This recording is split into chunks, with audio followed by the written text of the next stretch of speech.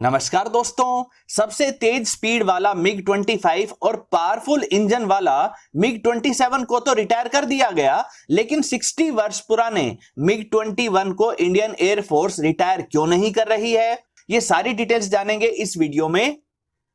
नमस्कार दोस्तों, मेरा नाम है अमित और मैं स्वागत करता हूं आपका अमित अपडेट्स चैनल पर। तो चलिए दोस्तों शुरू करते हैं। एक सब्सक्राइबर का सवाल है कि भारत ने अपनी वायुसेना से मिग 25 और मिग 27 को क्यों रिटायर कर दिया, जबकि मिग 21 को नहीं, जबकि मिग 25 और मिग 27 बेहतर थे मिग 21 से। प्लीज बताइए। दोस्तों, ये सच है कि मिग 21 से कहीं ज्यादा महंगे और कहीं ज्यादा एडवांस्ड मिग 25 को और मिग 27 को इंडिया ने रिटायर कर दिया है, लेकिन मिग 21 को अभी भी उड़ा रहे हैं। चलिए बारी बारी से इन जेट्स के बारे में जानते हैं और उसके बाद जानेंगे कि मिग 21 को क्यों अभी भी इस्तेमाल किया जा रहा है। पहले बात करते हैं मिग 25 की। तो इन्हें काफी ज्यादा कीमत देकर खरीदा गया और इन्हें मुख्य तौर पर पाकिस्तान के मिलिट्री बेसिस और दूसरे स्ट्रेटेजिक एसेट्स की जासूसी के लिए इस्तेमाल किया जाता था। इनमें खास बात यह थी कि ये दुश्मन के इलाके में काफी ऊंचाई पर उड़ते हुए वहां की फोटोग्राफ्स लेते थे और वापस आ जाते थे। मिग 25 80,000 फीट तक की ऊंचाई तक जा सकते थे। इस ऊंचाई तक दुश्मन के किसी एयर डिफेंस सिस्टम की मिसाइल्स नहीं पहुंच पाती थी। दुश्मन के फाइटर जेट्स इन्हें रोकने आए तो मिग 25 3,500 किलोमीटर पर आवर तक की स्पीड से काफी आसानी से बच निकलते थे। मिग 25 जासूसी के अलावा एक इंटरसेप्टर फाइटर जेट था, जिसका काम था दुश्मन की तरफ से आ रहे अनआइडेंटिफाइड एयरक्राफ्ट या बॉम्बर जेट को इंटरसेप्ट करके हवा में डिस्ट्रॉय कर देना। दोस्तों, इंडियन मिग 25 ने तो एक बार पाकिस्तान के फाइटर जेट्स और एयर डिफेंस सिस्टम्स का मजाक बनाते हुए पाकिस्तान में उड़ते हुए जानबूझकर अपनी स्पीड बढ़ाकर सोनिक बूम जनरेट की, ताकि एक धमाके जैसी तेज आवाज हो और पाकिस्तानी एयरफोर्स मिग 25 की मौजूदगी को महसूस कर सके। मिग 25 के जल्दी रिटायरमेंट की बात करें तो यह फैसला मिग 25 के एयरफ्रेम की बची हुई लाइफ के आधार पर नहीं, बल्कि इसकी रिक्वायरमेंट के आधार पर किया गया था। भारत ने बेहतरीन सैटेलाइट्स बना लिए थे, जिनसे दिन हो या रात 24 घंटे पाकिस्तान के सभी मिलिट्री बेसिस पर पैनी नजर रखी जा सकती थी। यानी हमें अब इस काम के लिए बेहद महंगी मेंटेनेंस वाले मिग 25 की आवश्यकता नहीं रही थी। मिग 25 की फ्लाइंग कॉस्ट पर आवर भी काफी ज्यादा थी। रही बात इंटरसेप्टर रोल की, तो उसके लिए भी लॉन्ग रेंज के रडार सिस्टम और एयर डिफेंस सिस्टम को खरीदा जा चुका था। तो कुल मिलाकर जिस काम के लिए या जिस रोल के लिए मिग 25 को लिया गया था, वो रिक्वायरमेंट ही समाप्त हो जाने के कारण समय से पहले इन्हें रिटायर कर दिया गया।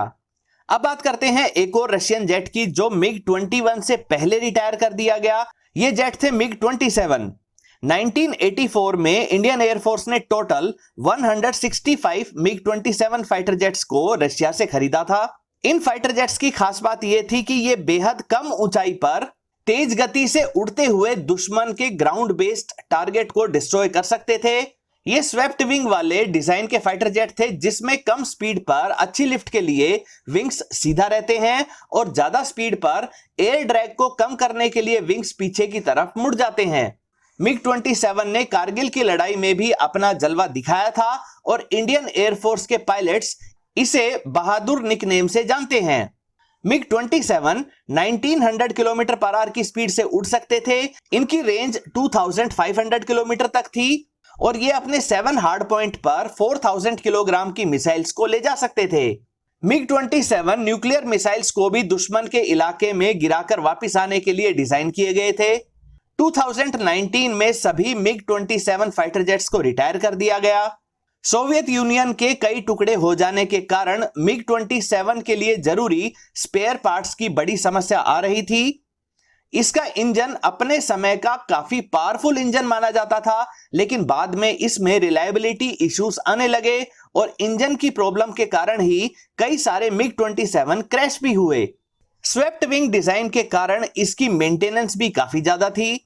मिग 27 की रिप्लेसमेंट के रूप में बड़ी संख्या में सुखोई 30 MKI आ चुके थे, जो मिग 27 के मुकाबले ज्यादा रेंज रखते थे।